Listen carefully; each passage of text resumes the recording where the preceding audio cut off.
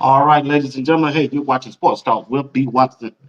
I'm your host, Bernard Watson, along with Greg Said It. We're both two guys from the state of Georgia bringing you content from Coach Prime and the Colorado Buffaloes football team.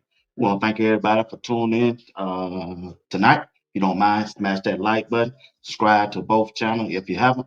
We appreciate it if you do. Don't forget, this broadcast is brought to you by Whitaker Building Supply. That's Wayne Whitaker, right there in the city of Jackson, Georgia. Hey, if you need any windows, any interior doors, if you need cabinets, flooring, lumber, 2x4, pressure treated, any kind of material that you need. You need bricks, cabinets.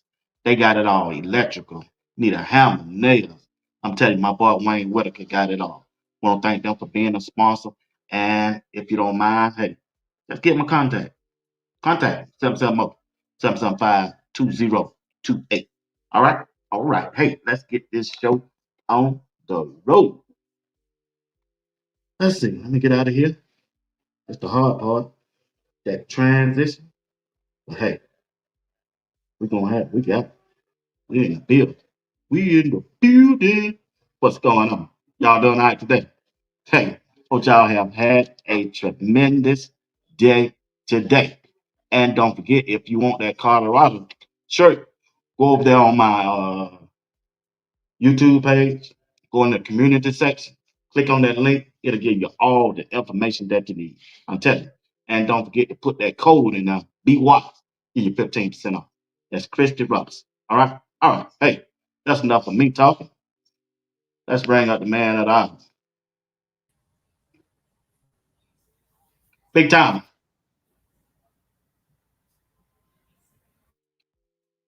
Can you hear me? Let me see. Yeah, by the time. All right. What's Hey, going on? that's it. Watching Sports Talk with B. Watts, and we got Greg Said It on the mic. Tonight broadcast, I want to talk about Travis Hunter, the best player in college football. We have seen Travis Hunter perform for the past 3 years, going on, well, really 4 years so far, and this dude is tremendous on both sides of the ball. And a lot of people don't think that he can play at the next level on both sides of the ball. That's offense and defense. But when we look at him at the collegiate level on Colorado and what he's doing so far, to me, hey, he's showing me he can do both ways. He can play both ways. And the most important thing about it, he's making an impact, not just on the offensive side, on the defensive side too. If you ask me, I still say he's the best wide receiver in college football right now. And if on the defensive side, I think he's the best defensive player on the defensive side of the ball. So when we look at uh, Travis Hunter, the impact that he's making, what you think? You think he's the best player right now in college football? I mean, I think nobody's saying it for fun. If you're a generational talent, you're a generational talent. I mean, what he's doing on both sides of the ball. Only people who will question is people who want to hate on Colorado. Remember they tried to hate on him when he came over. So he was just an FCS guy. Uh, he's too small. He was small, but I don't think people fully wanted to give him credit. They still don't want to fully give him credit. But I Right. mean, you can't deny what he's doing. So how long do you do that? You can't do it, and then if they say you can't do it here, you can't do it in the SEC. Well, if he can do it in the SEC, he surely can't do it in the NFL. There's always a goalpost going to be moved. So Yeah, they moving. Yeah, they moving it on. They moving it on. They moving it on. And so when we look at I never got a chance to talk to you about the past game on Saturday against UCF. What you think about that game? Colorado went down there and thumped. I think at the end of the day, we do ourselves no justice talking about what happened last game. We don't talk about all the stuff that was said before the game.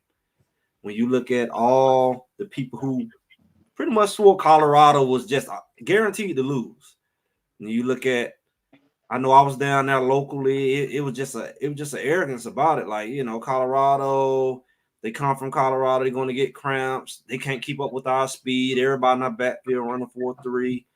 And it was like they drunk the Kool-Aid that the media don't contributed. Colorado can't stop the run. They still saying that 4 or 5 games in. And I think it just was the ultimate setup. I think as soon as Colorado killed all of those theories within the first couple minutes of the game, the crowd nor UCF could recover. They were in shock. And that's why I think if they had been more respectful of Colorado, maybe they would have been able to play them better. I don't know what it would have done for them, but the fact that Colorado slapped them in the mouth so hard, it was like they never really recovered from it. That's what I noticed from just even being in the stands. Like, once they realized it wasn't sweet, they thought it was going to be a sweet game. Once they realized, oh, it ain't sweet.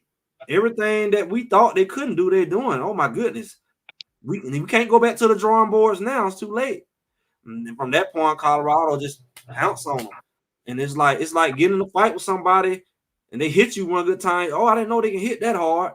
You shouldn't. You should treat them like they George Foreman, so you won't get caught off guard.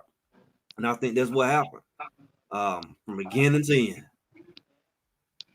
So when you was at the game, so tell us about your experience at the game. Did you go to a tailgate? You just went on inside the game. Was a lot Man, of was there a lot of Colorado fans there? when I got there, I called myself gonna get there early enough to walk around. At first, it was like I'm gonna get down and look around. Then it went to okay, I'm gonna get down, look around a little bit. Then I got there like right before 1:30, and I was like, people are already lining up. Let me go in the stadium. Then it poured down rain. I saw the players on the field through the little stadium. And then with a bleacher stadium. It's a nice size high school stadium. It's bleachers all the way around. Your one row up, 2 rows up is really like one row at Colorado.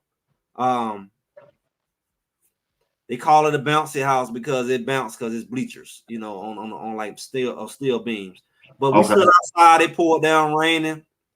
And rained hard for like an hour, over an hour. And one thing I can say, that field was immaculate because that all that rain and you not see one splash, one puddle, no sliding, no mud. That was Georgia. It would have been a mud fest. So shout out to that field crew and that Florida soil and grass. But the fans came in. They tried to kind of like do the whole, home field advantage thing with the kids doing the, talking junk, but it wasn't enough of them. It was so many Colorado fans down there. It was like almost 50-50 to me.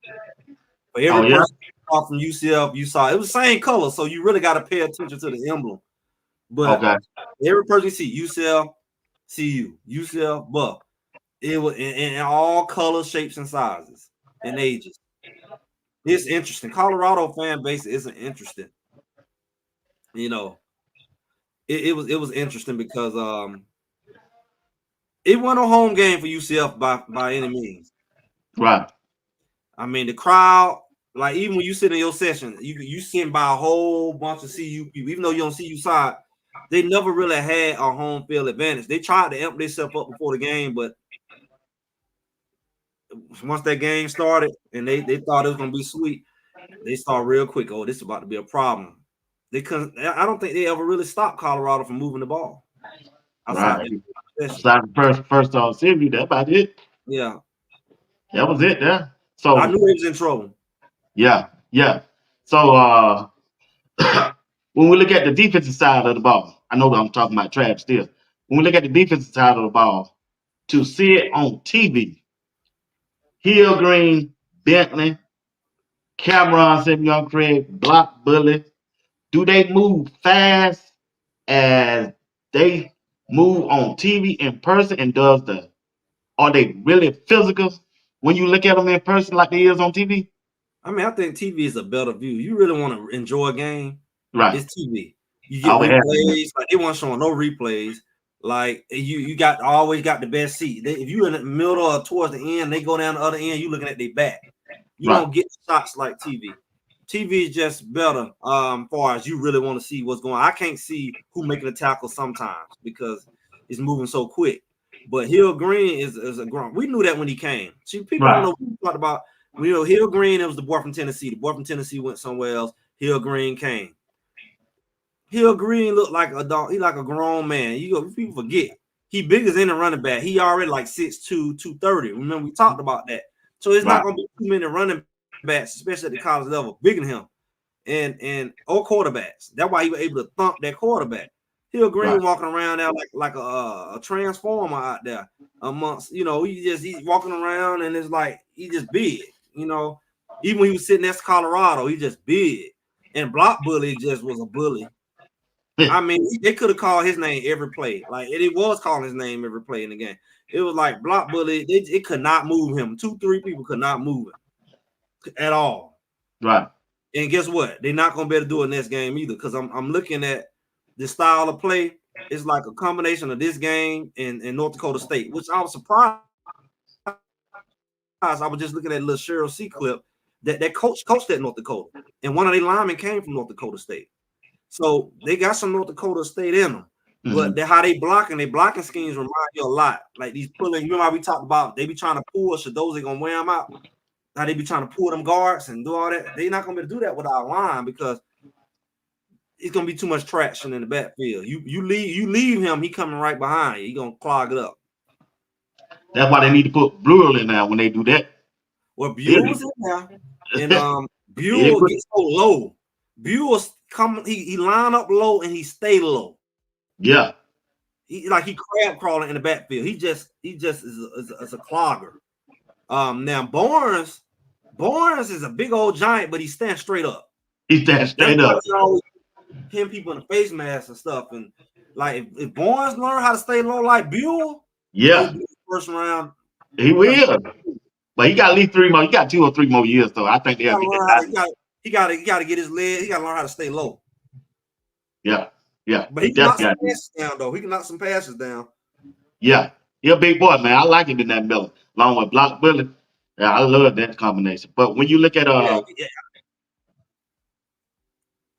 think he can knock some passes down because he stands straight up. All you do is put his hands up. Right.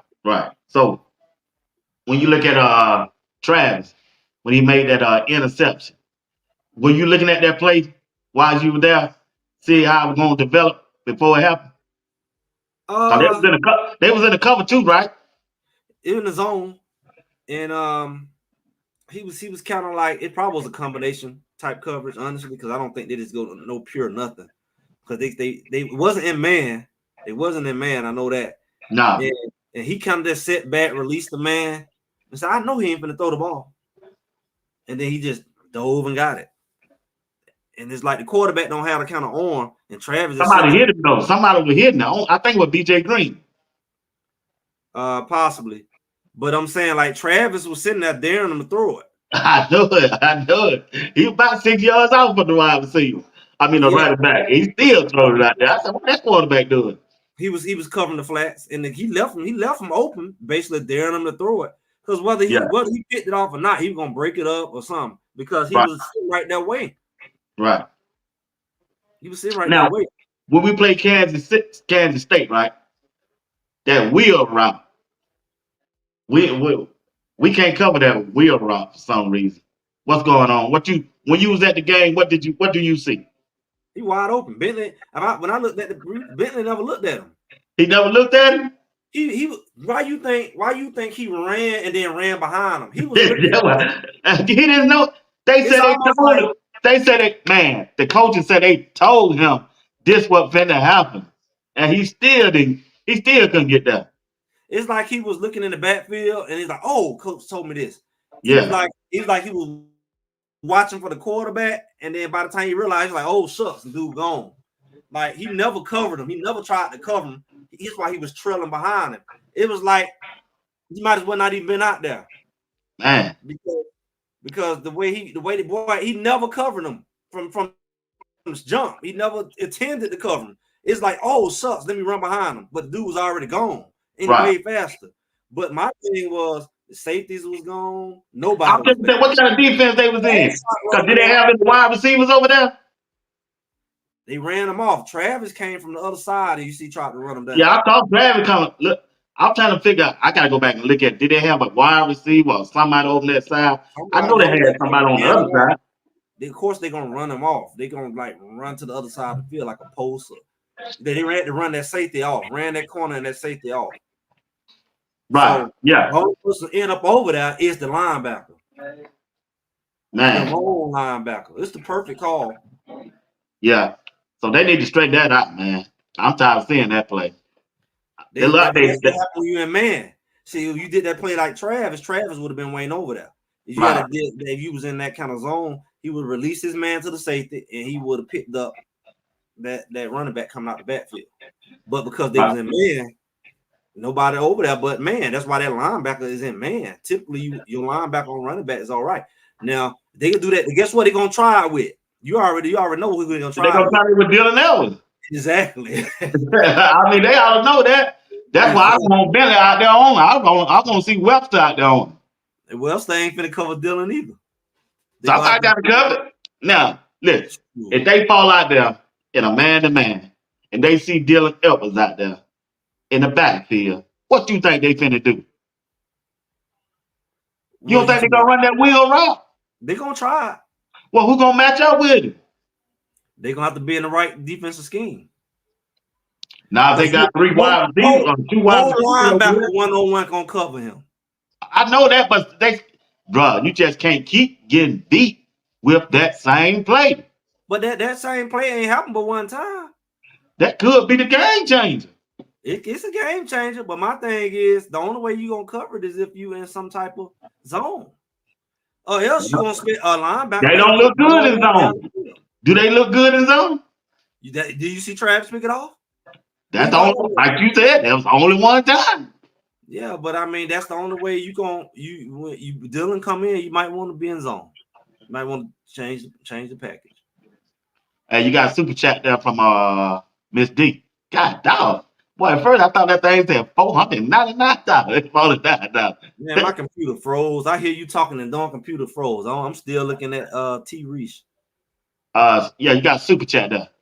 She said, I appreciate you, Greg. Said it $49.99. That's Cool. a I blessing. can't even see it. I don't know why my screen froze, but I'm able to see. Hear you, but I can't see the screen. Oh, you can't see the screen. I can hardly hear you at first when you came on. I don't know what this thing doing. Yeah. I'm still on. It still froze on T Rashay. Well, I ain't got none of What this that now. thing doing? It's just me and you and our names are there. But when we look at the Kansas State offense, that quarterback, Avery Johnson, boy, he looked different, man. He looked different than any quarterback we don't face. What y'all think, chat? What y'all think about Avery Johnson? What, Deb? I see you, Deb. What's up? What is the key to Colorado slowing down their offense? I'm just coming back over. You're gonna have to do it the same way you played North Dakota State and the same way you played the last game. That's a different team, man. They got more speed on Kansas State, bro. They got more speed. We lost Greg. He having technical difficulty. He'll be back up. He'll be back up. Let me see what y'all say. Brian, what's up, Brian? Brian say, can Jalen Wester cover Evans? No, he can't cover. He can't. They got to put somebody on whenever they go man to man. They have to play more zone. Our defense ain't comfortable in zone, Mr. Johnson. Jackson, 18. Put that pressure on. I go with you on that. Don't fall. TWB said, don't fall for the misdirection. Hey, that's true. That's true. Hit that quarterback. Yeah. They got to make him pay. Make his butt tap out. That's what they got to do. Make him tap out. Just like we did Jefferson. We got to make him tap out. JJ, what's going on? What big game? Let's see. Let's see what big game has Avery Johnson won on the road? See you and win this game going away. It ain't gonna be easy, big dog. It ain't gonna be easy. They got more speed. You got Dylan Evans speed. They running back got speed. His name is Gillen. He pretty good.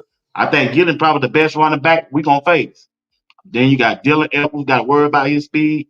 So that's gonna be a key to big dog. Think about man, there.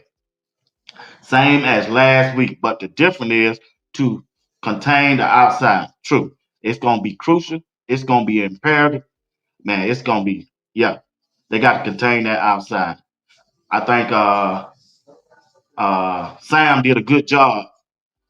Sam Okaloko did a good job Saturday, him and BJ Green. But when Hayden come back, who gonna start? Cause Hayden was struggling out there for containment wise, but he was putting the pressure on the quarterback. And they have also went to say they aren't a between the Tigers team. They not. They are. The quarterback isn't either. True. Make him throw the ball and we win. That's the key to the game. They got to make him throw. They got to put him in third and long whenever they on the defensive side. And whenever they run that ball between that A gap and B gap, hey, the law firm got to make them pay. Make their ass tap out. Oh, excuse me. I'm sorry, you two. I ain't mean to say that. But they got to make them tap out. Mark Davis said, rushing the quarterback. Stay showing him pressure. Yep. Wester can cover that wheel route.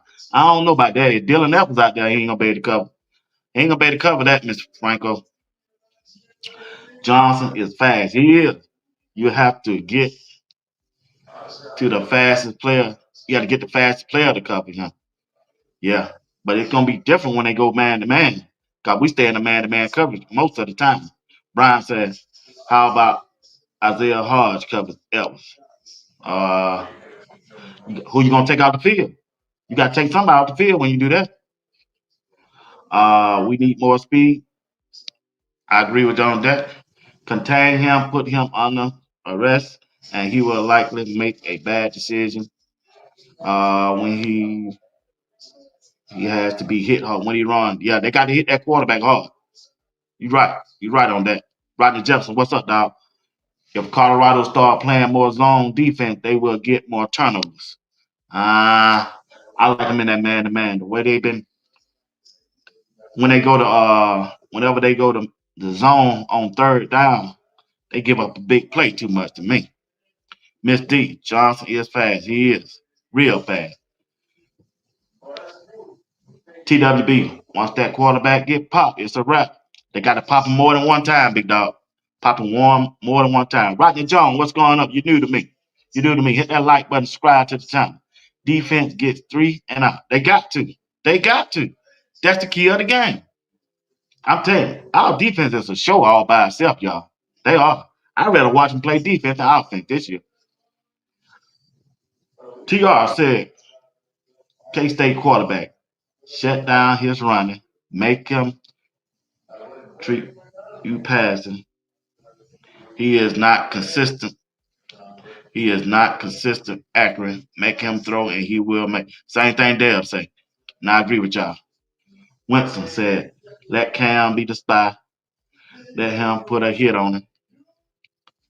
That might work. Jacqueline, we saw the run and he covered the run.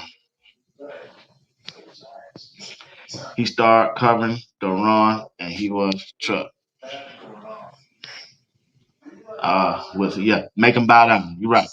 You're right. Make him bow down. Miss Johnson, D. Watt, they are not comfortable playing zone. They are not. They sure not. Because we are not running much zone. That's true. That's true. JJ, number one, stop getting. They got to. They got to. He fast too now. They got to. Number two, keep Johnson in the pocket. Just same thing Deb said. That same thing Deb said. And I agree with you, JJ. He is not a world beater passing the ball. He's not CU offense. He is an extension of the defense and vice versa. I agree with you on that. I agree with you on that. But like I said, the key thing is containment. Containment. Can't let Johnson get outside. Now I watched that last game he played. That boy just fast as Michael Vick. He getting old, man. I don't think nobody gonna catch him on the outside, y'all. I'm just being honest. He fast. He fast. He fast. They can't let the emotion of Dillard Edwards coming back get to him either. get to me. No, they can't. No, they can't. I don't know where Greg at. Dale, where you at? I'm drop this link. I don't know if you can come up or not. I'm gonna drop it. I don't like JR. What's going on, JR? I'm gonna drop this link, see where y'all come up. Greg having difficult. That if y'all can. You know, you might not. Man, I ain't too good at dropping this link, but I'm gonna try. Alright. Copy. Gotcha.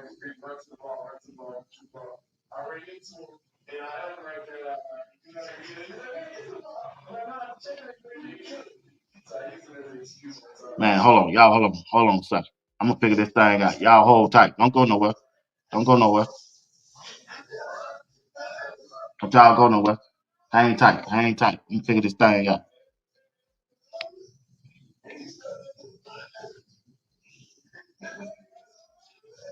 Y'all hang tight. Hang tight. Hang tight.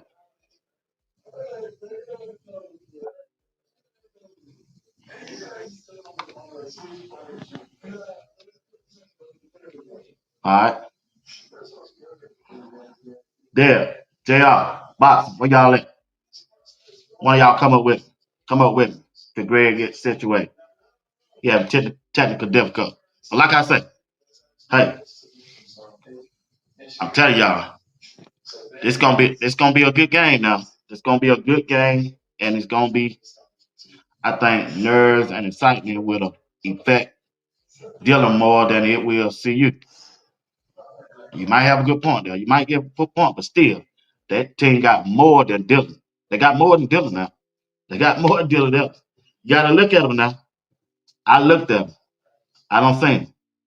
I watched the whole game. I watched two of the game last night. But the key thing is we got to bring that same physicality to the game that we brought last game. And we got to start off fast. See, what my thing is about CU right now is that offense. The offense, the offense is not starting out fast like I want them to. So for every game this year that I don't saw, the offense first series always end up going backwards. And it's the play call. They running that little sprint, they just throwing the ball out there to the wide receiver quickly. And bro, that is not working. I do not want to see that play no more. The first two passes, they just throwing that little hitch pass out there. Either we losing yards or we're not gaining yards. I just don't want to see that play anymore. I want to see it. I want them to run the ball on first and second down. And on third down, go to Travis. Just like they did on the third possession. Travis, they was in the zone. Travis went up there, found the zone, turned around, should do a hit. First down, move it. That's the first three plays of the game. You cannot go 3-and-out at home against this biggest game of the year so far. They don't need to do that. They don't need to do that. They just don't. Pat Sherman do not run that play no more. Star not. Don't run it. I don't want to see that play because they always going backwards.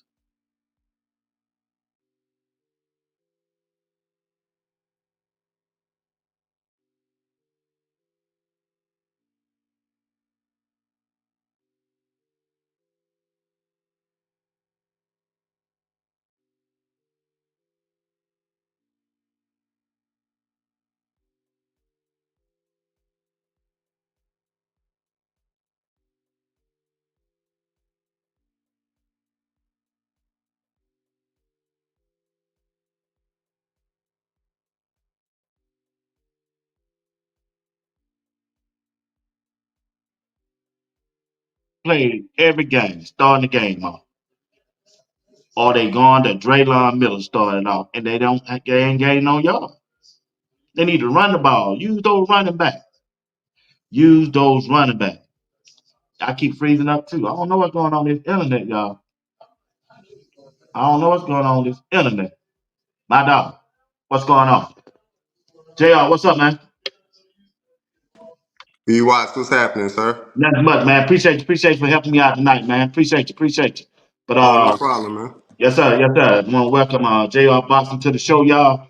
Y'all don't mind hit that like button until Greg get his whatever he got going on straighten out. He'll be back up. He'll be back up. But JR, when we look at Kansas State, right? What is some of the key factors that Coach Prime and Colorado Buffaloes will have to do on the offensive side to get them off fast?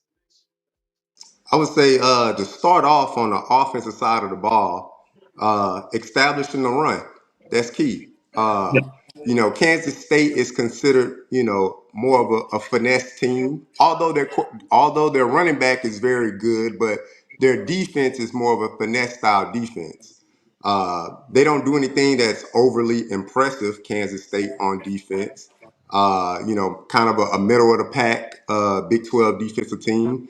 But BYU was able to establish a rhythm by running the ball on timely situations. So I believe if CU can come out and establish a run in timely situations, and I think that'll be a very good key to success for us to start off offensively. right. So when we look at the our running back room, right? With Isaiah. When Isaiah came in the game, boy, he just looked different to me. I don't know if he was just fresh or see UCF defense was just tired, but when they brought that dude in, man, he was cutting them up. He just didn't get enough. He just didn't get enough carries to me. But all the running back looked good, but he just looked, Absolutely. boy, he just looked different, me, big dog. Yeah, no, I told my wife, we were at the game, we were in attendance at that UCF game, and and my wife asked me that question. She said, "Well, why wasn't that guy, in the game?" And I said, "It's just a personnel thing." But I told her, I said, that brother was starving. He was starving for his opportunity to show what he could do. And that's what competition brings, right? When you have competition on your football team, when you have players that are comparable to being on that field, that brings out the best in everybody. And that young man was starving to show what he could do on that field. And when he got those touches, he sure did. He showed his butt off. Yeah. And so, Greg, JR said he was there too. So, Greg, when you there, when you saw Isaiah hit the field, he just looked different on TV to me, man, when I was watching the game compared to the other two. The other two looked good. Now, they did good. Don't get me wrong. But, boy, when he got that ball, Greg, boy, he know what to do. He was down here every play. I mean, I think he probably the most. He, can you hear me? Yeah, I get you. Yeah, I think he probably one of the strongest ones when that game at least he probably the strongest runner that we seen in that game. It's good to have three though, because stuff happened like we seen with Hayden. Any one of them can sprain an ankle or get hit in the knee or whatever. People think Right, you have one or two running backs. No, you got to have at least three. You got to have at least three strong because stuff happen. Players get pulled a certain way. But he seemed like he's running harder. He seemed like he's getting more in his groove. And three different styles of running back. You right. know, that Welch, he's just a bowling ball. He's just a Yeah, bowling ball. You can't see him. He hid behind the big lineman, and he run hard and low. He's good for the goal line. But I definitely think Auguste is a home run. He's the home run running back. He hit a seam. We haven't seen his speed yet. They mess around and leave a seam. The thing about Colorado that people don't get, people think, oh, y'all think y'all won. Colorado is not at their best. I told people all year, wait till the fourth or fifth game. I specifically said between UCF and Kansas State. We're gonna start to see this team gel. The key is start to see them gel. Hmm. They're not peaking yet. See, people want to jump over here now. Oh, nobody can beat them now. Now stay where you were. yeah, This team ain't peaking yet. Y'all think y'all seeing the ceiling. Oh, they playing. Can they play at their ceiling? It's not their ceiling. It's not their ceiling. They just now starting to play like they should have been playing because they're a new team, new coaches, new players. They learning to play together. But we ain't seen their ceiling. And I hate to say it, but if they stay healthy, we're not gonna really see their ceiling until about Arizona. Mm. that's a good point. That's a good point. So when you look at go ahead.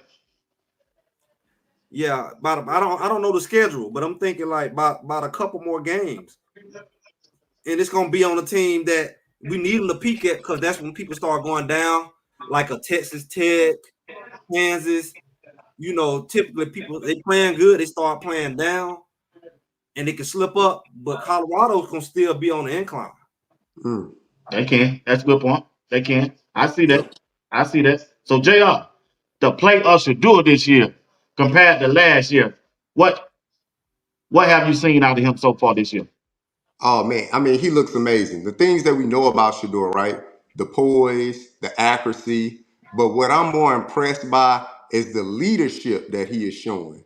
Mm-hmm. The leader that he is. We knew he was a leader, but we're actually getting to see it now. I saw it firsthand. I saw him on that sideline coaching his guys up. You know, after that big drop by Will Shepherd during that Baylor game, Mm-hmm. that's an easy time to be down on a player. But what did Shador say? Hey, my guy is back. He ain't never left, right? Right. So that leadership that Shador is showing this year, it just speaks volumes. And I think that's why this offense is starting to hit that stride, like Greg said it. They're building that steam, and they're looking really good doing it. Greg, how you look to see him in person? How you look? How should do it look in person? Well, shout out to Miss D. I see my computer froze while I was showing. I'm just now seeing the super chat. And appreciate you, Miss D. Um, like I said, when you see people in person, not only you see the size and all of that, but you see how they move.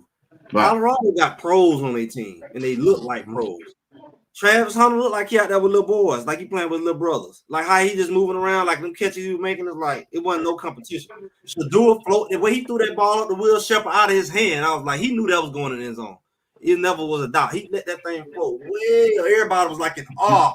That quarterback can't throw like that. He Mhm. floated that thing up so high, it was like everybody was like, oh, like everybody breath stopped. Like Yeah. yeah, I thought it was I thought it was an interception. I said, oh dude, why you no, do that? man, you at the game.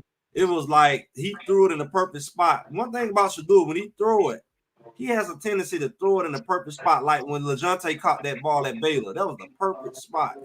If it was up a little Absolutely. higher, it would have been broke up. Yep. And Shador has a tendency to kind of put that thing there and out of his hand. I was like, oh, shucks. Because I'm watching, you can't see it in the game. I knew he was throwing it to. And it was like, oh man, he got him because he had the inside on him.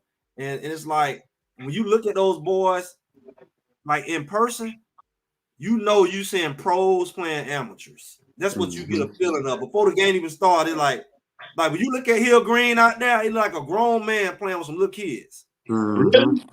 It looked like a grown man, like he stand out, how he built and how he looked and how he moved. It's like you put Ray Lewis back in college. That's how it feel like he don't belong out there. Mhm. Mm. And Wow. Shadoze like that too. Shadoze throwing them boys around like they little kids. Oh Yeah. man, a wrecking hey, ball in there, hey, Greg. talk about you those. Bro, I saw a video a man I had on yesterday. He sent me, man. This dude, bottom of his leg bigger than my head, bro. JR, I zoomed that thing in. Now I ain't seen him in person. I'm gonna get a chance to see him in Colorado when Kansas State comes. This game coming up. So when y'all look at Shadoza in person, do he look like an NFL player?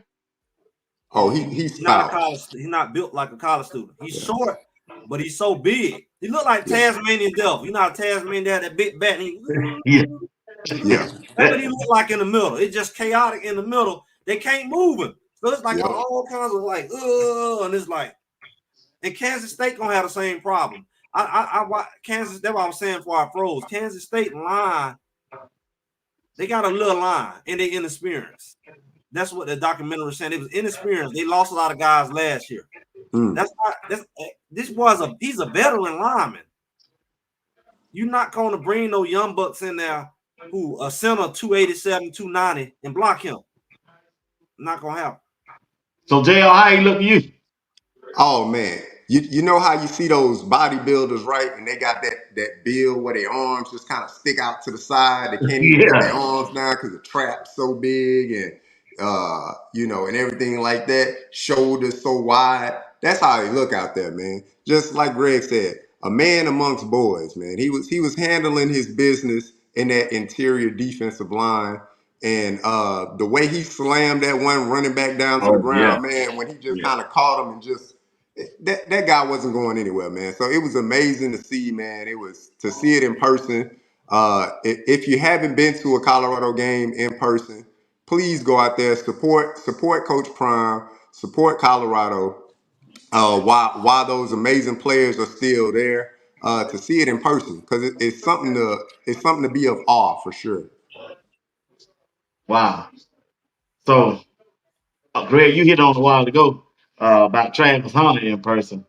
I was like, what you think about Travis Hunter in person, Jr. Then you can follow back up, Greg. Oh man, a pro's pro, right?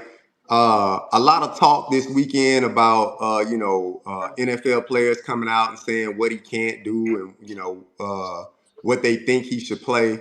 Man, the guy is putting the tape out there week in and week out, and to see it in person, to know the way UCF defense they game plan for Travis Hunter and he was still able to catch 9 receptions, 89 yards, and a touchdown. And they game plan for him. When I say game plan, they were man on him, safety over the top the entire game.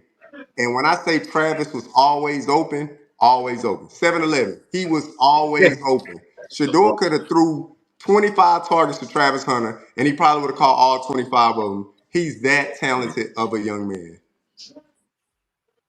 Yeah, you'll see that when you go to the game. He's always open, and I know one time he was in the end zone and Shador was scrambling around.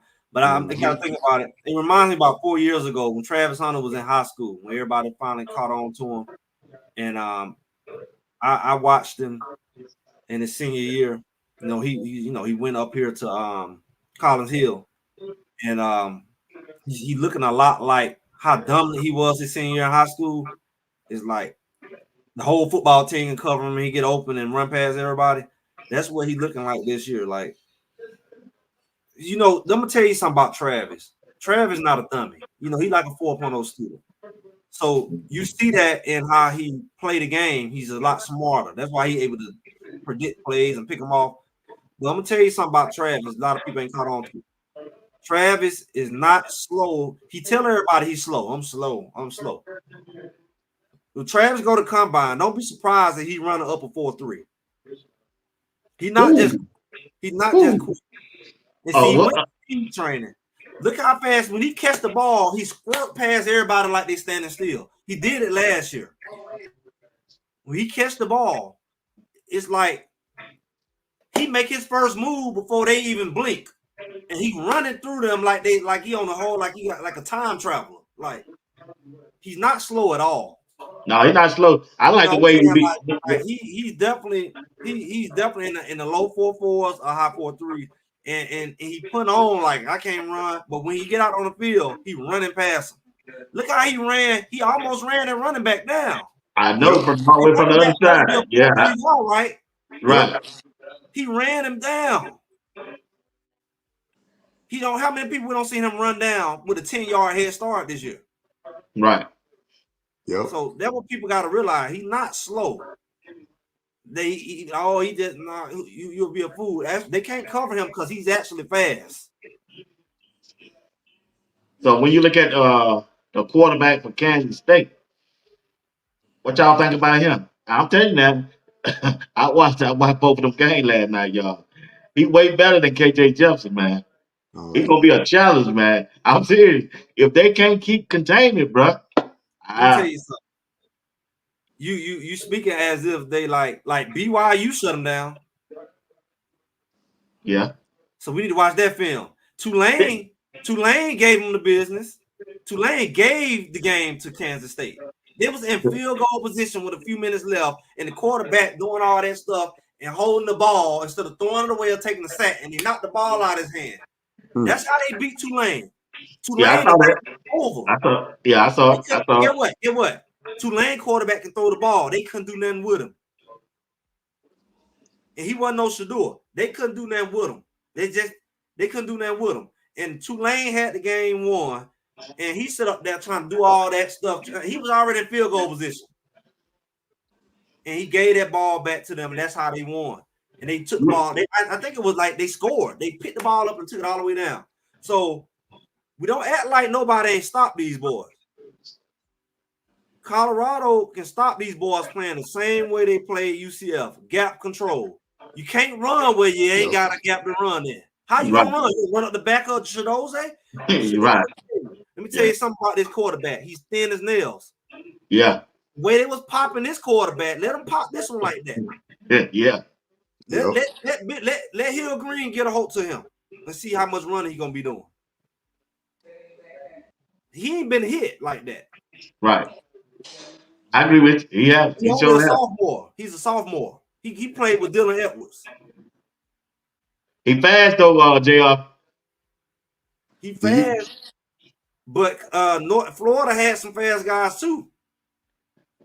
They just won their quarterback. Right. That's what been hurting CU. He Yeah, fast, y'all. yeah. Stop But it. get Stop. what? Get what? Ah, When Jefferson, what's his name? Jefferson. Jefferson. Jefferson had one run late in the game that was long. It don't matter how fast he was, it was going to be the same thing. But when Jefferson was getting hit, speed wasn't going to get him out of those situations with Hill Green waiting for him. Right. The problem is, can this quarterback take the same hits that Jefferson did? Oh no. yeah, absolutely not. He wouldn't be able to take a pounding like that. What I will say about the young man is that he's a better athlete than he is a quarterback right now in his career. Mm-hmm. So what we need to do is make him a quarterback because he's most comfortable being that athlete. You don't have to think when you run. You just run, right? But when Right. you have to pass the ball, you need to dissect the defense. You need to see where are being rolled to. You need to understand tendencies of the defensive play caller, tendencies of the cornerbacks, of the safeties, how they're covering, So those are the things that we need to force this young man to do this game because if we allow him to run the ball, he'll get yards. Yeah. He could break one to the house because he has that kind of electric like speed, right? Right. But if you make him a quarterback, you win the game. Simple as that. You also win a game by making him have to play from behind. Yeah. Absolutely. Yeah. All they running is cute. But get what? You running the clock. Absolutely. See, that's what happens to UCF. UCF can run the ball too. They look at the Sure yards did. they had. They They got had the behind. same yards They we got had. behind. Strange. They had the same statistics as we had. Passing yards were similar, but they weren't able to score. They got in the red zone and couldn't score. Yep. We did. Oh, So it's like Colorado defense, shit. I think I had the stat earlier this morning. they're 13. They say they're 13 behind Michigan now. Yeah, I think so, Total. Greg. I don't think they've been down Wow. there. I had the stat. Go ahead, though. I ain't mean to cut y'all. I heard that today on one of them shows. They say Colorado is total defense, not they run defense no more. Their total defense is 13th, right behind Michigan. They said it was like 111 or something last year. Mm-hmm. So you're looking at a defense that people are starting to realize that Colorado they haven't gave up more than 7 points in the second half all year, including that boogeyman Nebraska game. No team has scored more than 7 points in the second half. So what they're telling you is you better get all you can in the first half statistically. If you don't, you're bound to lose because everybody they beat. See, even when they beat North Dakota State, even when they beat, was it even Baylor? They played from behind most of these games except Colorado State. In Colorado State, it was a slow game, like 7-3. It's slow. If Colorado mess around and do what they did against Central Florida, like score 14 points in the first quarter, score 7, you're done. Mm-hmm. You're done. Only people who have a chance of beating Colorado is somebody who get out and score 21 to 28 points in the first quarter. and they bank on you not being able to score. The problem is Colorado. The only way you do that on Colorado is they make mistakes, like that wheel route, special teams, some crazy like that. Well, we Right. got to give you 14 points in the first quarter, and you up 21. You get 21 your first in the first half to our 14, 21 to our whatever. The problem is you're not finna score the rest of the game. And the problem is Shador, no, it's almost like playing in a overtime. He knows exactly how many points he need to get. He seemed like he played better that way. That's why it seemed like it's weird. He like to play from behind because he know what he got to get. Oh, all I need is 2 more touchdowns. It seemed like his mind or something functions in a way. It's kind of like adolescent, like he can see it. It's almost Right. like working with him. You need to teach him like goal setting for the first half. Like, all right, this is what we need to do for the first quarter, second quarter. Because if he can see it, he can run you down. He can be down 14 points. If he can see it, he'll run you down. JR, what you think about that offensive line, man? How they perform to you? How they look this time? They look great, man. They look great.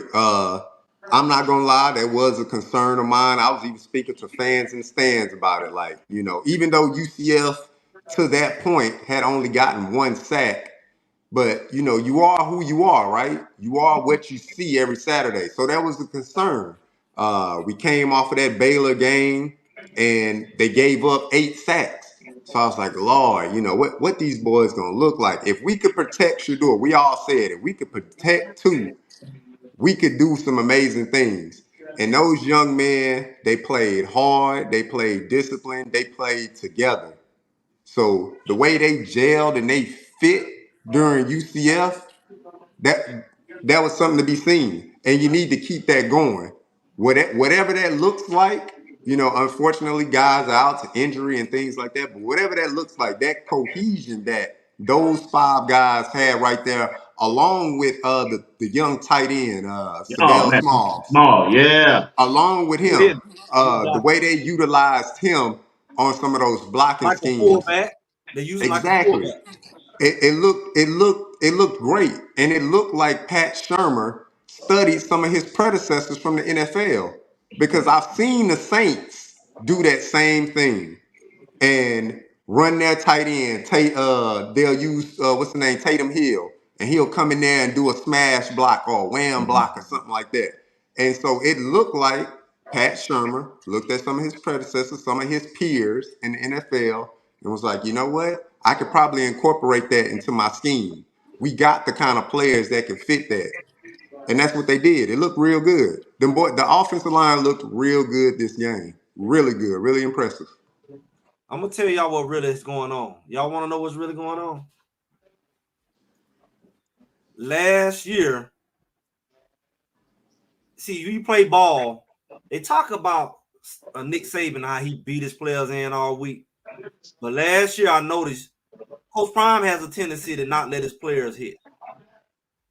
He don't want his players to get hurt. He stopped letting them hit like probably first, second week of camp to preserve them.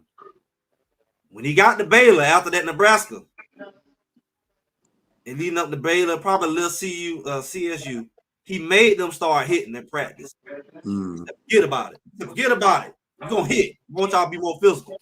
You notice that they've been getting more physical the last couple of weeks because he letting them hit at practice. He let them hit the running backs.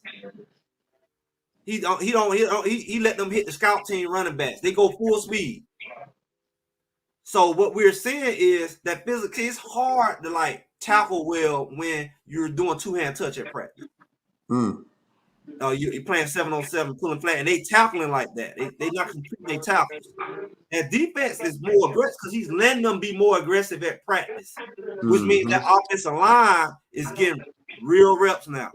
The linebackers is getting real reps now. The only thing left, Coach Hart, I know you here somewhere. You was here last time. Coach Hart, y'all need to be practicing that night, sir. Pass the message. Greg said it. Shut down the day practices. Go to night practice. I'm telling you now. Quit the 10 o'clock practices. From here on, this week, next week, practice at game time. Mm-hmm. Practice at up under them lights where they blind you. It's cooler at night. Practice at night. Get their bodies used to playing at night. These people trying to screw y'all over with these 8 o'clock games back to back to back. And y'all come out there all sleepy and we had to wait on the game. Forget that. Get your bodies used to it now. Get them out there and practice at night. Not the day before the game, the whole week. They need to go out there and practice need to start at 6, 7 o'clock. Like warm-ups like you do for the game and practice at night. Mm-hmm. That'll help them. You can't practice at 8, 9 o'clock and 10 o'clock in the morning and your mind and everything, you done at 12. But they only practice an hour and then expect them to get out there and play from 8 to midnight. Your body like, I used to be chilling right now. Your mind is like, I used to be chilling right now. You gotta get yourself into that environment. That's gonna make a difference. It's gonna make a difference. You make a good point. I can't knock you for that. So, Jr. When you look at Big Jordan C, boy, I'm telling you, he took a lot of heat coming into the season. That ain't no way no freshman gonna start.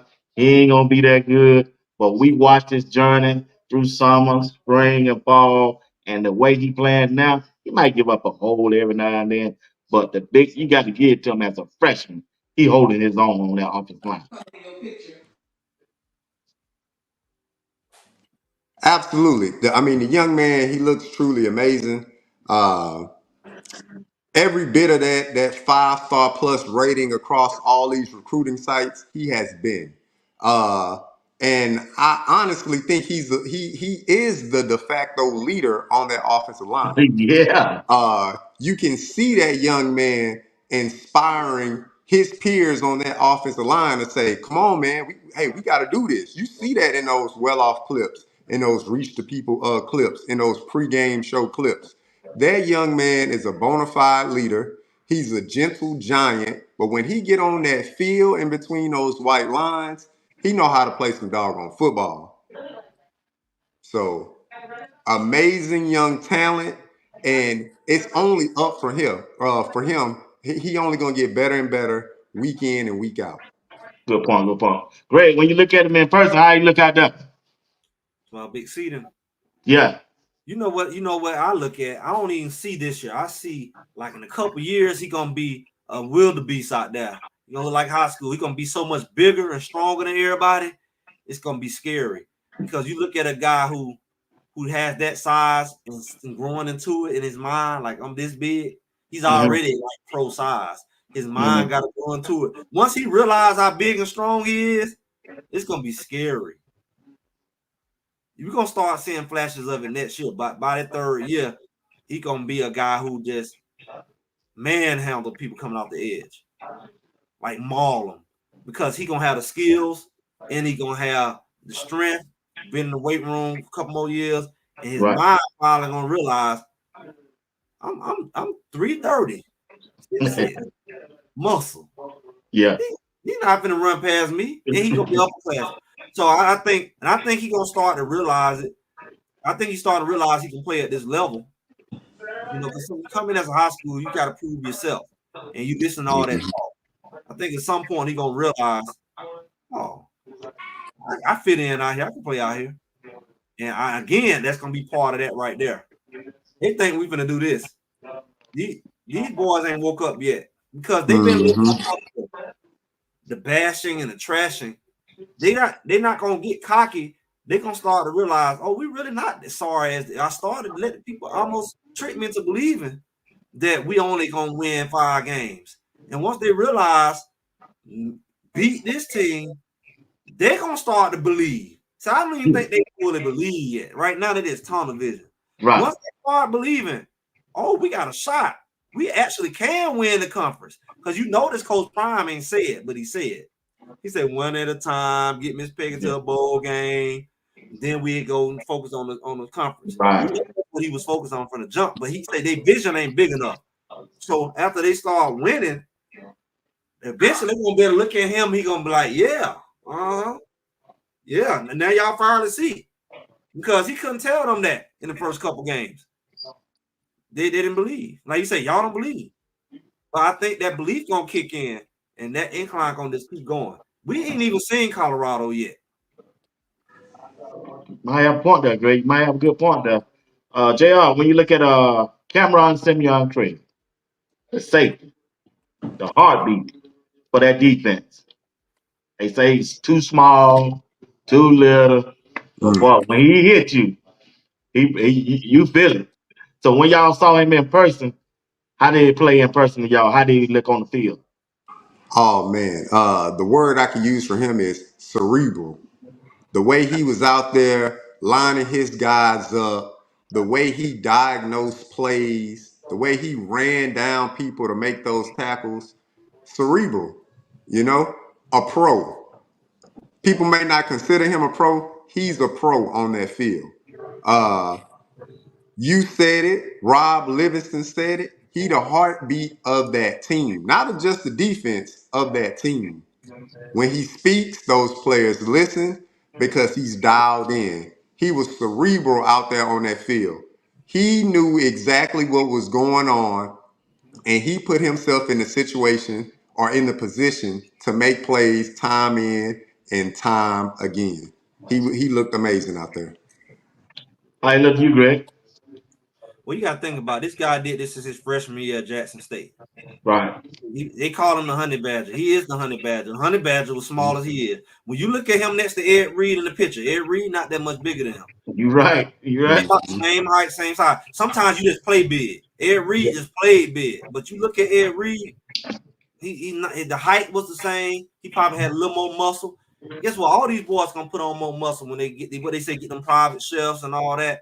You know, they gonna put on more muscle. Every last one of them doing between here and the combine and all that. They gonna put on muscle.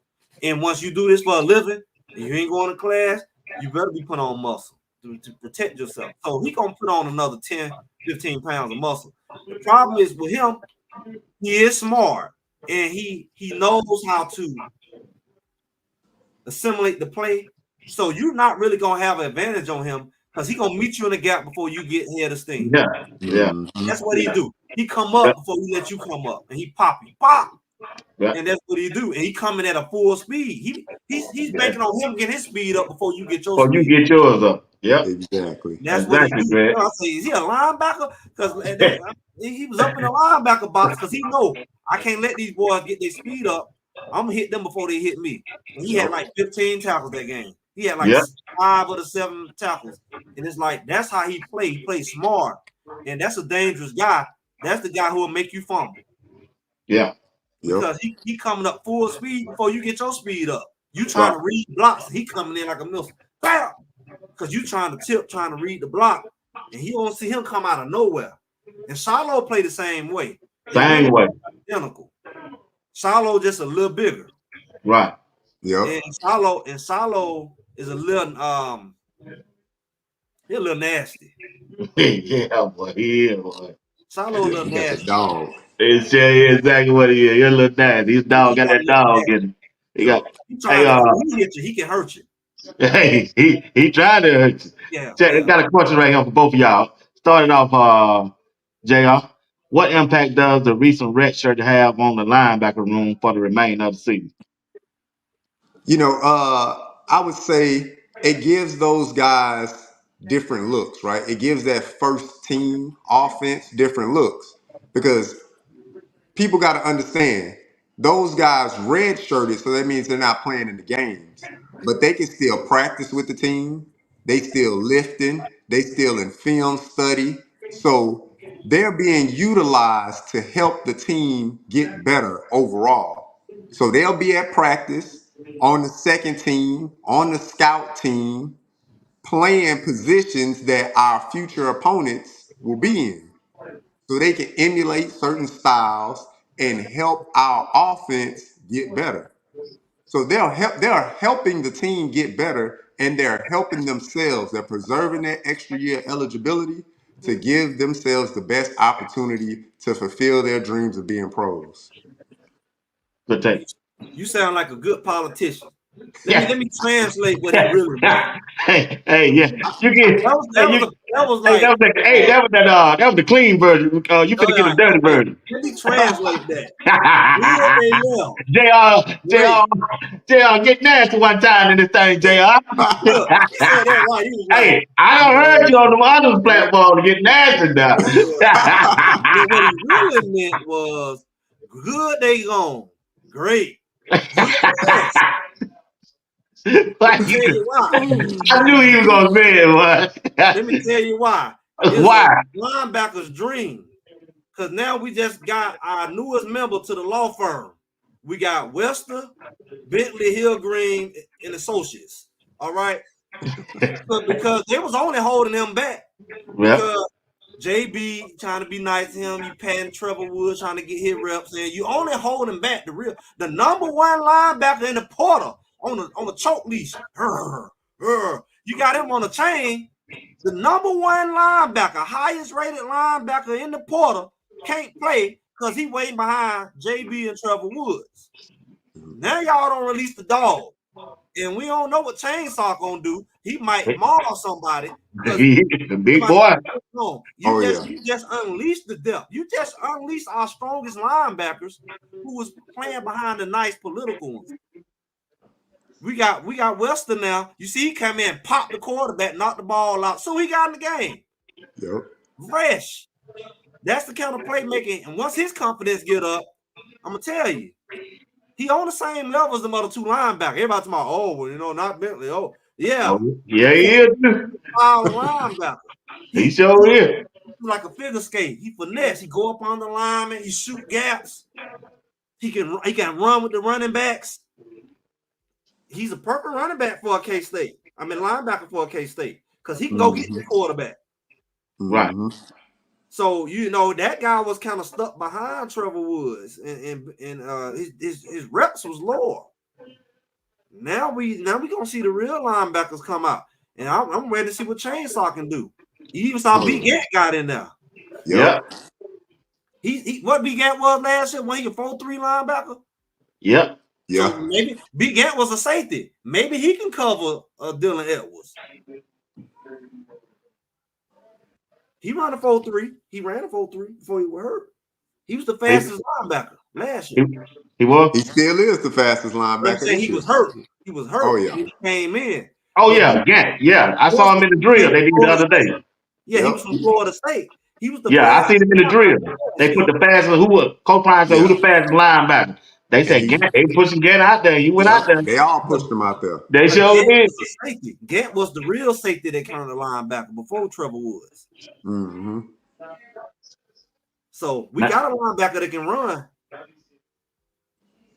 Wow. That's good. That's good to know that. That's good to know that. Like I say, I like the linebacker group. I really do now. I think they're finna get ready to make a statement, man. I just really do. It's gonna be hard for not just Kansas State, any team on this schedule to beat Colorado with one-dimensional game plan. If you think you just gonna run over them and just run, and your quarterback can't throw, and you ain't got no at least two wide receivers or a wide receiver or a tight end that you can consistently count on in the passing game, it's gonna be hard to beat Colorado, especially if they get this offense together. They get their offense together and be on one accord. If Colorado jump on you 10 or 14 points by the first quarter, bro, it's a wrap, man. I just think it was a wrap. I do. I think it's a wrap, man. Because one thing I saw Saturday, I don't know how it looked in person. They hit until the damn lane. 0-0 on in the fourth quarter on the clock. They hit the whole game. That last play KJ Jefferson ran, when Hill Green hit it was a pitcher out. They sent to me. He stood over. Boy, he wanted to tap out.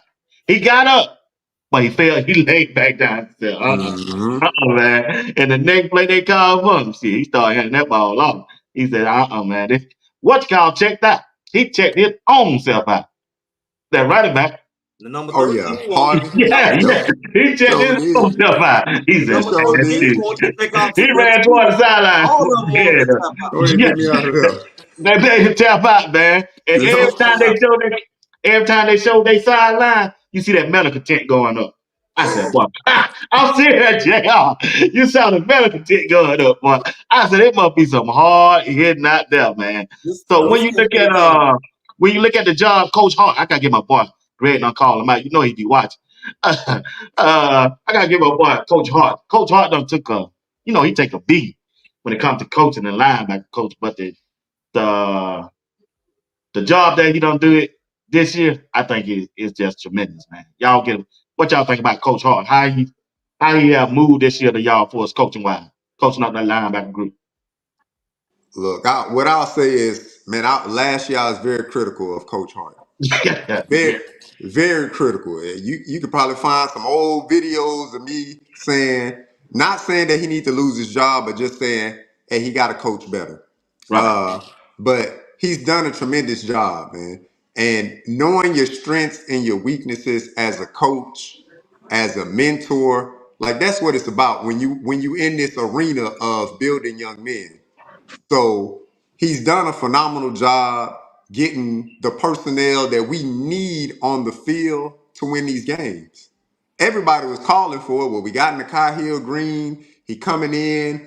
We got Wester coming in, the number one rated linebacker in the portal at the time. Why these guys not starting? Politics or whatever, giving other guys their shot or whatever, earning their keep, whatever you want to call it. But when it was time to make the switch, he made the switch, Yeah. because he had the guys to make the switch. Right. Last year he didn't have the guys to make the switch. You got who you got, so you got to play who you got to play, right? Right. But he's shown his coaching his coaching book. He's opened up that coaching book, and then also bringing in that one assistant Hilo. Yeah. He's made a tremendous Mm-hmm. effect on the linebackers on the team, Mm-hmm. even to the point where Rob Livingston called him out in a interview Sure did. 2 days ago. Yeah, Right. I so saw that. Yeah. Coach Hart has done an amazing job. Yeah. He has done an amazing job. But I'm gonna say something. He's done an amazing job. But I'm gonna tell you, it's Hilo. And I was concerned when Hilo came because I didn't want people to be like, well, take credit from Coach Hart. I don't think Coach Hart done a bad job. Well, when I talk a lot about the fundamentals of linebacker. When I saw Hilo come in week 1 and the drills he was doing, the detail he was walking them through, I knew then they was about to get better. Mm-hmm. And I do believe that Hilo made Hill Green. You got to remember, Hill Green played for Hilo. Right. So he definitely had an input, a nudge in Hill Green on in there, because Hill Green was kind of standing in the shadows of Bentley and Woods. And even JB at times. Them the backers right there. But Hill Green should have never not started. Ever. So I know Hilo definitely had some input, but I saw some drills that Hilo was doing. They were very detailed on how to read that they weren't doing. I saw it on the well-off video. I look because I know the drills, because I'm looking at the problems they were having. They was not fundamental, and he was going up walking them hand in hand. Trevor, I saw that. He was telling Trevor, come back, Trevor. They ain't how to do it. Come back, Trevor. They ain't how to do it. Come back, Trevor. They ain't how to do it. He kept saying. About the typewriter, I'm looking at the drills and how he was teaching them how to move together like a mirror. You don't want one linebacker to move, have that gap, the other one. You want to move like that. That's how you control the lanes. One person moving, they crapping all over each other. That's not good. So Hilo definitely made a difference. Sorry. Now I'm not saying that your buddy not good, because he good. Yeah, appreciate that. Yeah, We're gonna leave it right there. I'm gonna leave it right there. I keep watching right now. You good. What's gonna be good? Them night practices. But he ain't got no sale those nights, man. That go prime. That go prime, just buddy though. Why you say? Hey, look at him, man.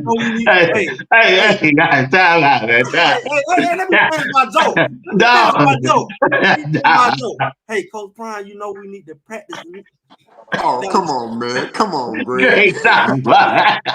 when you What practice at Greg? night, He won't do it on my show, but he won't do it over there on Sunday on his show. Oh, that's time. It's man. nighttime. It's nighttime. My show be in the morning. But Yeah. What? yeah. So JR, check this out. Starting off right here. All right. When we play Kansas State, right, on Saturday in 2 weeks, they go for you too, Greg. Check this out. What key matchup y'all gonna be looking for? One of the key matches, the matchups that I'm gonna be looking for is how we stay in our how our defensive line is able to stay in the proper rush lanes, right? Mhm. Because I would say that is the biggest strength of Kansas State, running the ball. Uh, the guy number 31, Giddens, he's a top rusher in the Big 12 and in the NCAA. Their Mhm. quarterback can run the ball, and then they got a good change of pace with Dylan Edwards in certain situations. So the defensive line, we want them to tee off, but at the same time, we want them to be gap sound and gap disciplined, Mhm. because we don't want to give up the big play. That 15-yard run that KJ Jefferson had in that third quarter, if you let old Johnson run that, that could be a 30, 45-yard run right there. So Exactly. staying in those lanes, staying gap sound, gap integrity is to me for the defensive line. That's a big key this weekend because we know the offense gonna do what they need to do. Right. Good point. What's some of the key matchups you looking for, Greg? Well, first of all, let's clarify.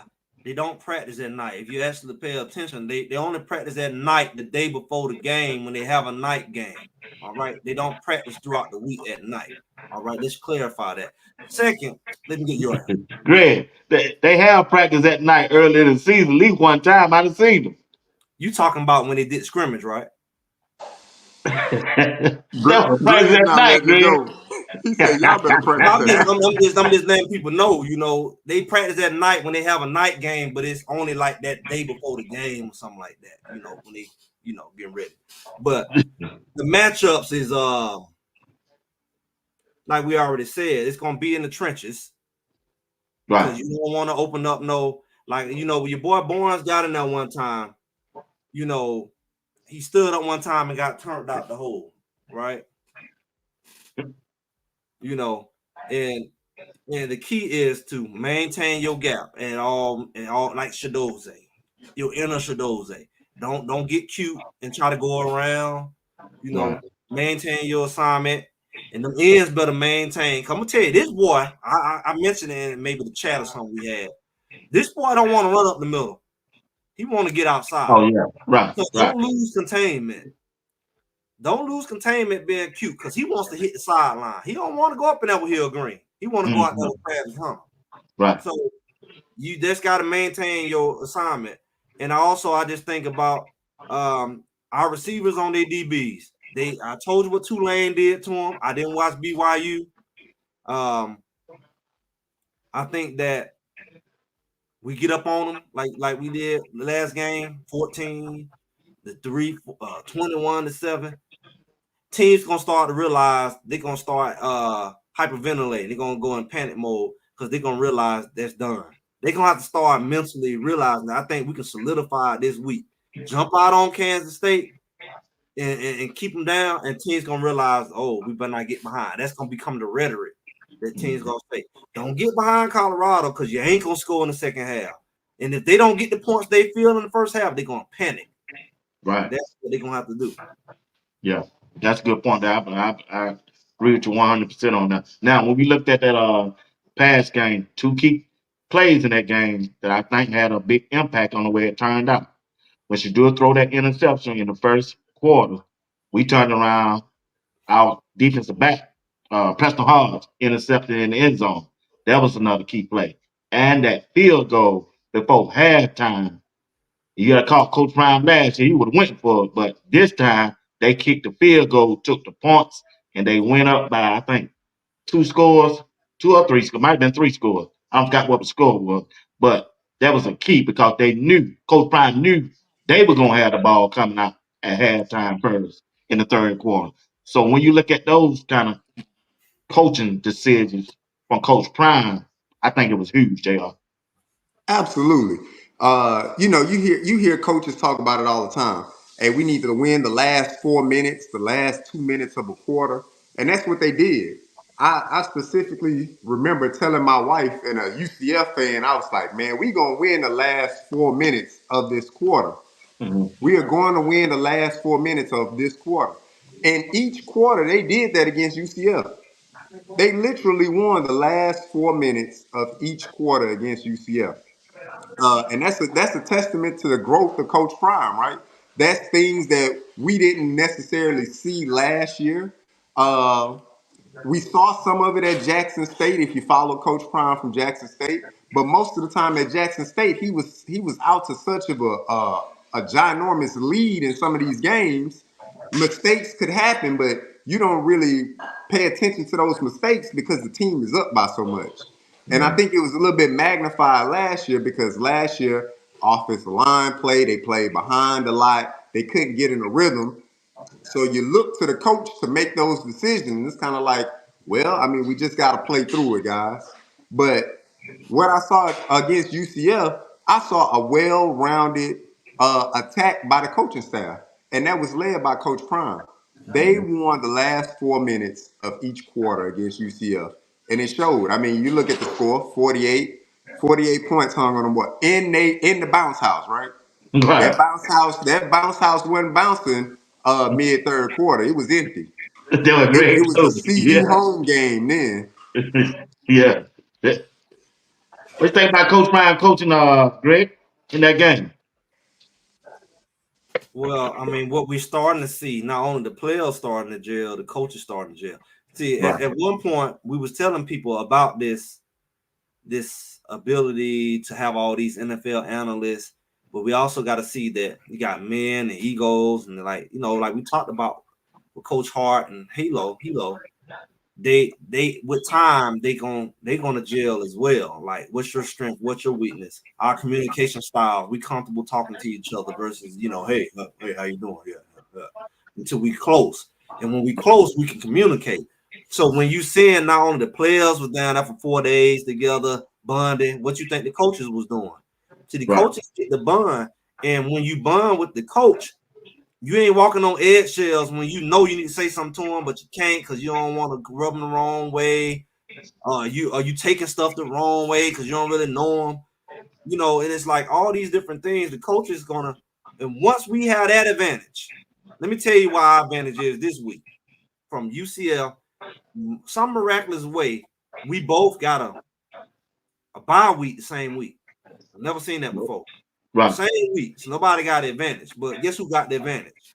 Colorado got the advantage because these all this NFL experience and analysts, they can really all that years of experience, not as a college coach, just ball and dissect it. Like you look at a person like Ray Lewis, who talked about how he watched film and how he was able to dissect people and look at their knuckles and ankles and all that stuff. Well, Sap does that.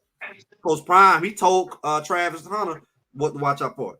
When you look at all these different little tendencies, they can have a whole 2 weeks to watch. That's a whole nother level of insight that these NFL players and coaches and coordinators, they doing something on a different level.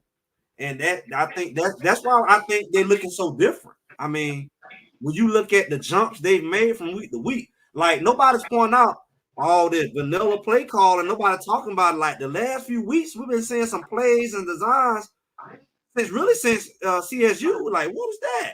Oh, it's about the pistol. Oh, the little fleet look. Oh, it's like he putting out stuff. People talking about he be dumb the whole stuff. Look like he was holding some stuff or something because we're not running the same plays we ran the first couple weeks. Right.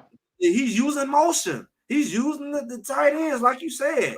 He's putting Yeah. 2 running backs in the backfield. It's Right. like, whoa. It's like I would be scared to go against these guys because they doing different stuff. They're giving you different looks. So this NFL IQ that they have is going to be scary going forward as they kind of get more comfortable. That's why I'm not looking at just Coach Prime. I'm looking at all of them who on his level. How many gold jackets he got hanging around? He got Terrell Owens hanging around. What does you think he doing? Right. He ain't over there chewing bubble gum. Right. They don't realize he got all these eyeballs around. What are they there for? You're right. Both of y'all made a good point on the coaches, man. It's major in football, especially college, man. It's just a different game. So when you look at speaking of coaching, the job that Robert Livingston doing, he took a lot of heat too, Coach Brian and him, that he ain't never called a play before. Now we in the 5 game. I think Greg always have said it's gonna be interesting.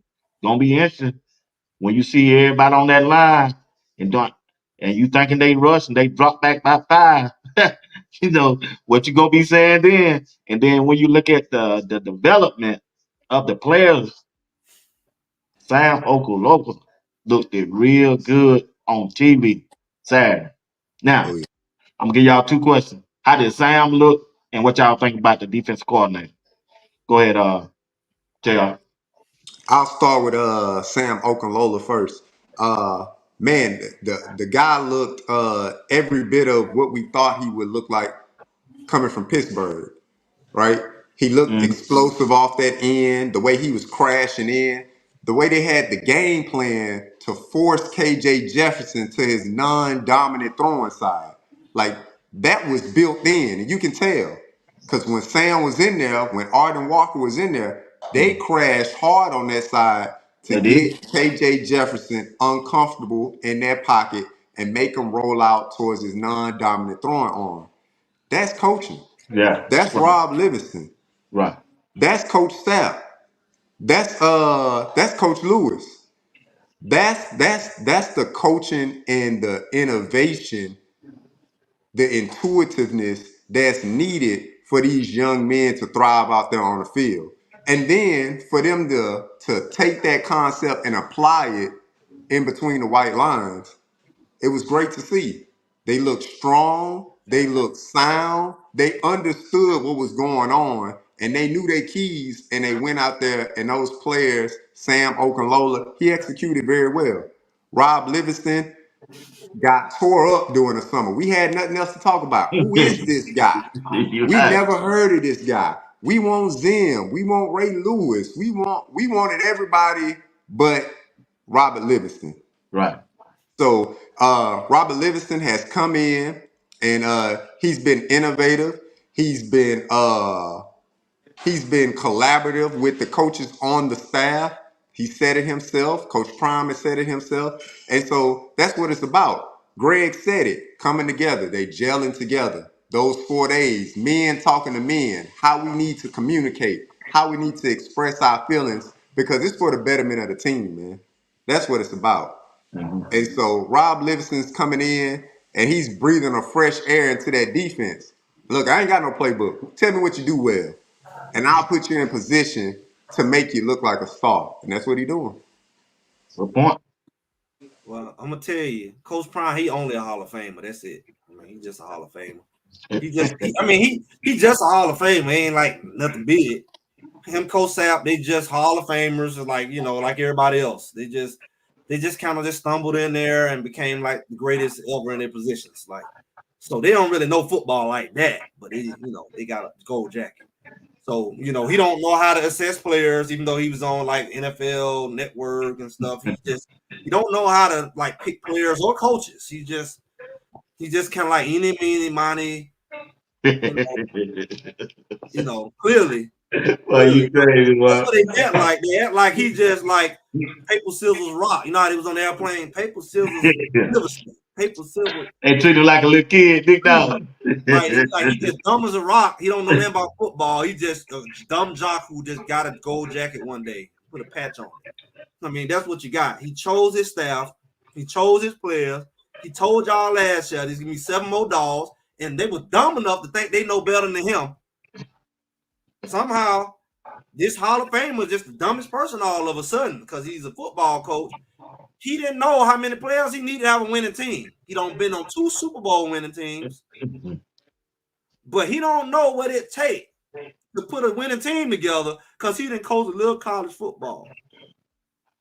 Right? That's what they're saying. So surely he's not smart enough to pick the right defensive coordinator, the arguably, he say not arguably, best defensive player of all time. Don't know how to pick a defensive coordinator. You think he don't know the questions to ask him? He played defense, duh. How would he not? How would he not know how to pick a defense coordinator? Say it Duh. again. Say it again, man. How would he not? Out Please of say it all again. people, he don't know how to pick a defense coordinator, and he was the defensive player his whole career, a Hall of Famer at it. So that's only a dumb person would think that he's just gonna any money a defense coordinator and not properly screen them. So I knew when the guy came in, talking about I don't have a playbook. Only a dummy believe he didn't have a playbook. He probably got 100 playbooks. Exactly. Yeah. Matter of fact, Exactly. I'm such a villain. I'm gonna mix them all together and create a custom playbook for y'all. That's what he was saying. Wow. I've been in the NFL all these years. I don't have a playbook. I got a job with no playbook. So you think Coach Prime just pick somebody who I don't know what I'm gonna do, Coach. I really don't. Just give me the job. I'm just gonna figure it out when I get in there. Oh man. But Say it again, It man. don't work that way. You don't get to say you're gonna do something and then ain't done it. But he actually done it. He was in the NFL. You got a Hall of Fame coach. I think they figured it out before he gave him the job. I think. So that's how I feel about him. And you know, like I said, I don't think you seen his hand yet. See, the problem is, Greg been saying it. So y'all can start listening to Greg. Somebody, well, we watched one dog. We watched one dog leave. Right, we had a dog that was here in the beginning of the year. They said I'm gonna be gone, and it went from a legal side to crime. Right, y'all fill in the blank. All right, the name changed, like I told you. Right, the name's gonna change on people because when somebody use common sense, Colorado's defense has not peaked. You have not seen what Livingston can do yet. He ain't had to show y'all nothing yet. Same thing on offense. So when you look at Okanola, all of a sudden he getting pressure. You saw McCoy come out of there, all of a sudden he getting pressure. Arden Walker, who was there last year, all of it. What you're not asking is they got 3 of them. 3. So they're not gonna get tired. Like I said in the beginning of the year. Every time they come in, your linemen gonna be tired and they're gonna be fresh, running like a pack of wild dogs. And you have to block all 3 of them. And Hayes gonna come back. And he gonna be like, I want mine. Now he gotta play harder. Yeah. So he gonna come back acting foolish because he gotta prove himself. All that depth we talking about, you just now starting to see it. It ain't talk no more. They all gonna play. And who gonna start? It don't matter. They're gonna come in right behind him. They're gonna put so much pressure on your quarterback, he gonna realize he's not a quarterback. That's what happened to Jefferson. Right. This conference does not have good quarterbacks. This is not the Pac-12. They want to run the ball. If you know they running the ball, you got an NFL coordinator, you got Sapp, 2 defensive linemen that played in the NFL. How do you think we not gonna position ourselves to stop you from running? What he said, earn the right to blitz, earn the right. What he telling you is you're not gonna run the ball. So you're gonna have to throw the ball. And guess who's gonna be waiting out there when you throw it? Travis Hunter, like he waiting for KJ. And he's gonna be Pick City. And that's the Colorado people ain't really woke up. Wake up, guys. That's who Colorado is. That's their defense. You're not going to run the ball on them. The linebackers that they got are not going to let you run. The defensive line are not going to let you run. They're going to take 3 linemen to block Shadoze by itself. You ain't got that many linemen. Yeah. And if I told y'all, if they put 3 on him, them ends coming loose. McNeil coming loose. Buell coming loose. Somebody coming loose. So everything we said is happening. It's no longer theory. That's why all the dogs is gone. All the people who was talking crazy, they gone. That's what we're looking at.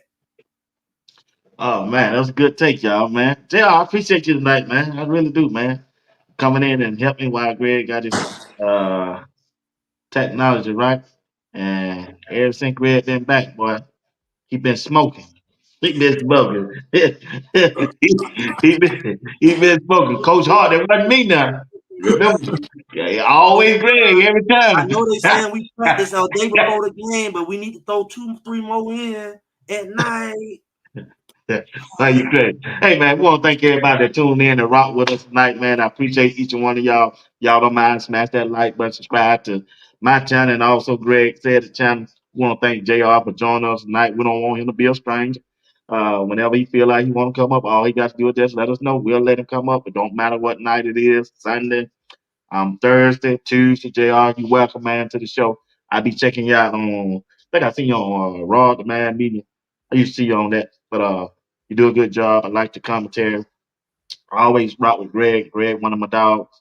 So get y'all final thoughts on the Colorado and K State game. We're gonna get out of here. We'll start with you. You the guest, JR. Go ahead. Well, I'll say it before Greg said. If I didn't learn one thing from Greg tonight, Colorado practice at night. Hold some night practices tonight. All right, He turned Coach that's Hart, not. if you're in the chat, But if you're in the chat, Coach Hart, get to our boy Coach Prime and tell him to do some doggone practices at night.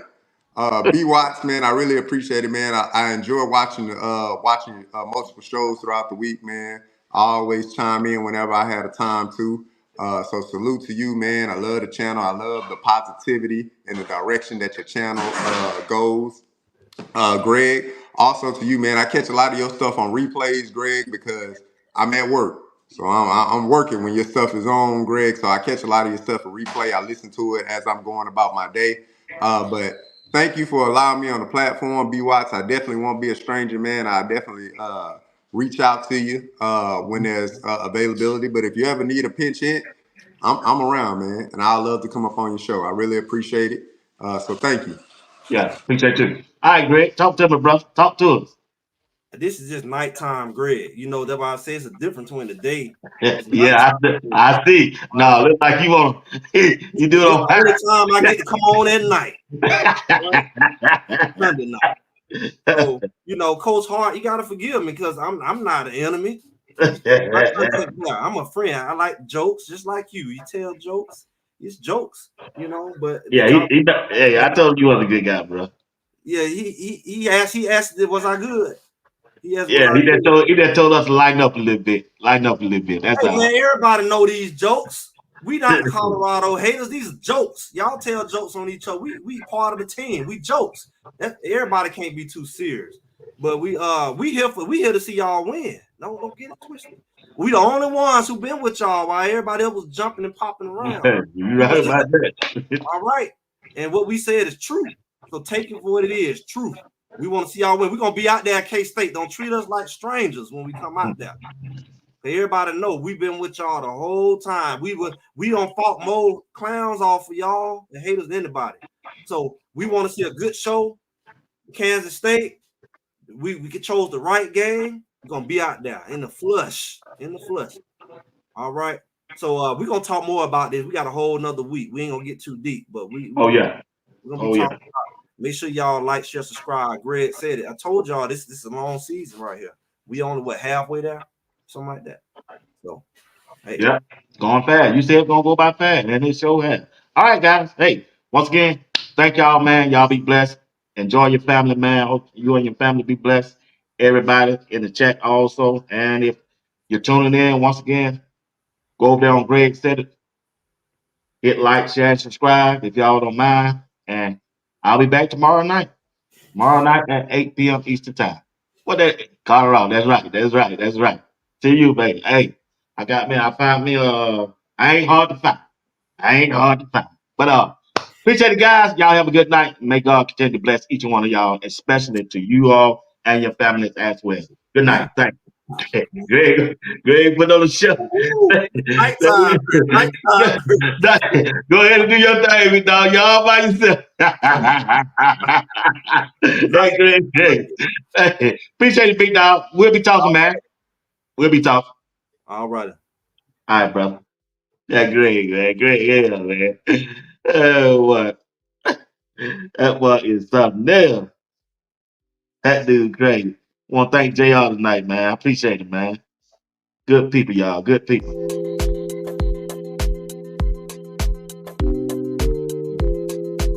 Once again, don't forget about the t-shirt, y'all. T-shirt broadcast is brought to you by Christy Robinson. I want to thank her for being a partner and sponsorship of the show. And I'm telling you, get this shirt here. Man, I'm telling you. Can't beat it, guys. 15% off. All you got to do is enter the code BWATT and she will give you 15% off. And all you got to do is just go to my community section on my YouTube channel, click on the link, and you can get the shirt. You can tell it men's and women's sizes in the shirt. You got different sizes on there. I said this shirt right here, and online it's $80, y'all.